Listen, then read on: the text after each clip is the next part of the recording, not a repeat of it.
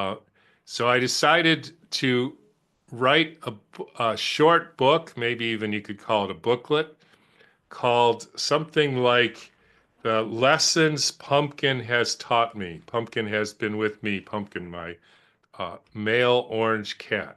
First animal that I ever really connected to in my life. He came to us about 4 years ago. And since then, I've been interacting with him pretty much every day and watching him. And I decided that as a result of watching him, there's some things that I've learned about life that I thought might be valuable for people. And so that's what I wrote down. So this is the seventh and final chapter. It's called Gratitude. And the way that I organize this is I would first take an observation that from Pumpkin.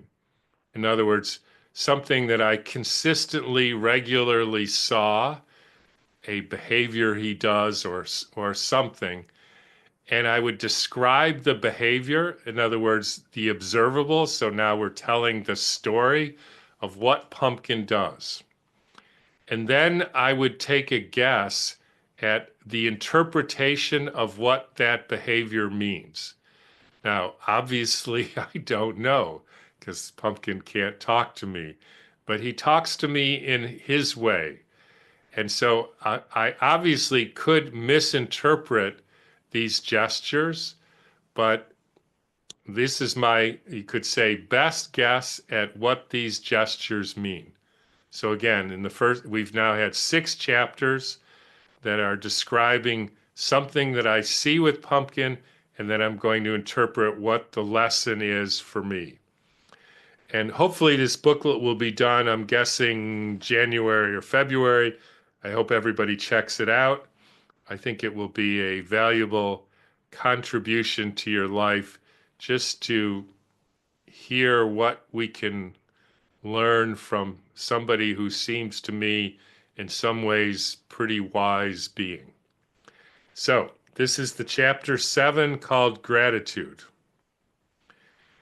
And I'm just going to read it as is. So as I mentioned in chapter 5, patience, for the past 4 years, every time, without exception, when I put Pumpkin's food bowl down, before he eats, he rubs against my hand.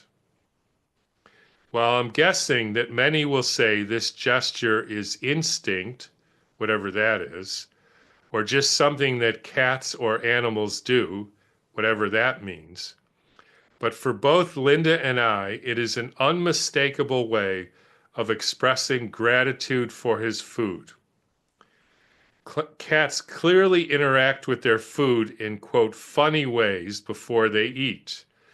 All our cats throw mice and birds up in the air and jump around many times before eating them. This is a different gesture, though.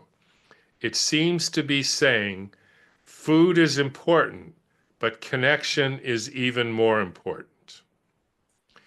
Recently, I had a conversation with a like-minded doctor whose primary tool in her practice was using the HeartMath Coherence app. Coherence is defined as the optimal heart rate variability state, somewhere between a rigid metronome and a chaotic fibrillation. It is also a state of parasympathetic nervous system dominance, the state of being calm, relaxed, and at ease. There's a large body of research that suggests that the more we are in a coherent state, the healthier we will be and the happier we feel. What is particularly interesting is that the HeartMath Institute's central premise is that the single most important determinant of whether or not we are in a coherent state is the nature of our thoughts. Not our feelings, as one might suspect, our thoughts. Furthermore, they have found that the most powerful thoughts that produce this coherent state are thoughts of gratitude. Gratitude is an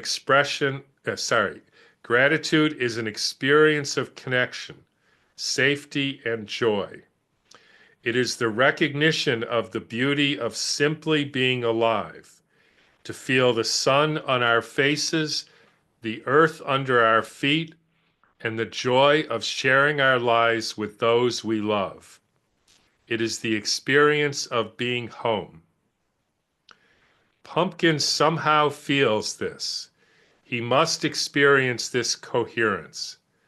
His final lesson may be that regardless of all the stuff going on in the world, in your town, in your life, remember that you are alive and there is still joy in the world.